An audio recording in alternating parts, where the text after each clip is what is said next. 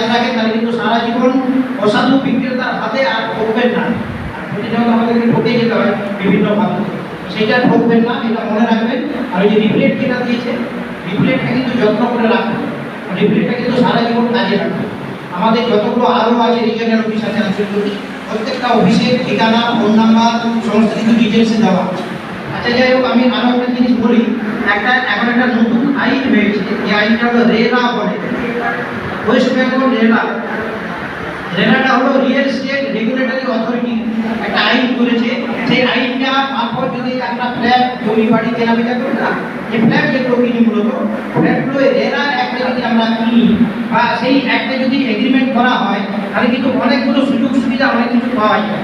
যখনই আপনারা যদি রিয়েল এস্টেটে কেউ কিছু ফ্ল্যাট কেনেন, বাড়ি কেনেন, তখন কিন্তু আপনারা বলবেন প্রমোটারকে যে এটা রেরা অ্যাক্টে করুন।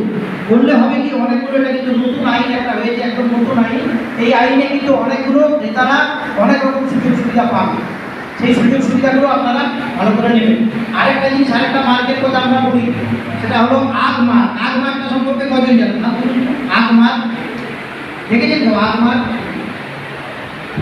আগমার্ক করে একটা কিন্তু মার্ক আছে, এটা ঘি, মধু, সরষের তেল, এগুলোতে এই মার্কটা দেওয়া থাকে। গভর্নমেন্ট থেকে মার্কটা দেয়। এই মার্কটা দিলে কিন্তু সঠিক জিনিস, মানে খাঁটি জিনিস আর কি পাওয়া যায়। তার কারণ কি, এটা কোয়ালিটি কন্ট্রোল করা হয়। একমাত্র কোয়ালিটি জিনিস তৈরি করলে তবেই কিন্তু এই আগ মার্কটা পাওয়া যায়, নদীর কিন্তু আগ মার্ক পাওয়া যায়। সরষের তেল, মধু, ঘি এগুলো কিনলে কিন্তু সবাই কিন্তু আগ মার্ক যুক্ত প্রোডাক্টটা কিনবেন। এটা দেখে নেবেন, দেখে নিলে কিন্তু আপনাদের এটা যেহেতু খাওয়ার জিনিস, শরীর সুস্থ থাকবে এবং ভালো জিনিস পাওয়া যাবে, কোয়ালিটিযুক্ত জিনিস পাওয়া যাবে।